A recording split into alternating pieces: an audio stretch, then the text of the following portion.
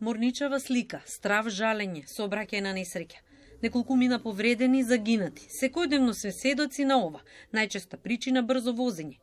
Недржењето правец на движење и алкохолизираните возачи. Загрижува и употребата на мобилен телефон за време на возење. Причина се и пешаци и велосипедисти, кои не ги почитуваат знаците и правилата. Со еден збор, ни недостига сообраќајна култура. Далеку сме од таа сообраќајна култура што е на ниво во било кој други држави во секајдес. Мислам дека немаме. Сообраќајна култура? Па зависи. Значи, пола од луѓето има, пола нема. Па ја сум дисциплиниран, да ти кажам. Тоа многу брзо се вози, не се гледа пешачки премин, предност на пешак, предност на ова, ништо не се гледа. Министерството за внатрешни работи и институциите надлежни за безбедност во сообраќајот уверуваат дека работат во континуитет за подигнувањето на сообраќајната култура. За тие кои не ги почитуваат правилата и прописите во сообраќајот, делуваат и репресивно. Полицијата годишно изрекува околу 250.000 санкции за сообраќајни прекршоци, од кои најголем дел за пребрзо возење. Факт е дека нивото на сообраќајната култура ке нас е на ниско ниво. Мораме ние како граѓани сите да почнеме од себе. Секој од нас е одговорен за безбедност. Ако јас како единка ги почитувам правилата, на тој начин фактички ќе придонесам за побезбеден сообраќај.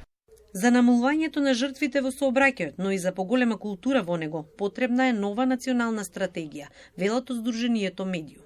Треба да се почне да се гради таа сообраќајна култура уште од мали нозе. Сообраќајот е материја која што е променлива. Да речеме, ако пред 10 или 15 години ние сме имале фонд на возила од, 250.000, овој број на возила сега е помножен по 2 или 3 пати. Донесувањето на национална стратегија за намалување на бројот на жртви во сообраќајот е многу важен елемент кој би помогнал. Дали високите казни се решение или надлежните треба да се обидат со нешто друго за да се смени менталитетот? Како нема казни, нема ни решение. Едукација. Промената на менталитетот прво ќе дојде со апликација на казните. Само со казната дисциплинирано ќе се дојде до една ситуација мирна. Треба да се отвори јавна расправа околу тоа дали евентуално зголемувањето на санкциите би придонело за побезбеден сообраќај. Се разбира, тоа треба да го кажат оние кои што се експерти во тој дел. Сметаме дека тој процес на санкционирање треба да содржи етапи каде што на самиот учесник во сообраќајот ќе му се даде можност да види дека да увиди на некаков начин дека направил прекршок. Важно е да се има сообраќајна култура и да се почитуваат правилата и прописите.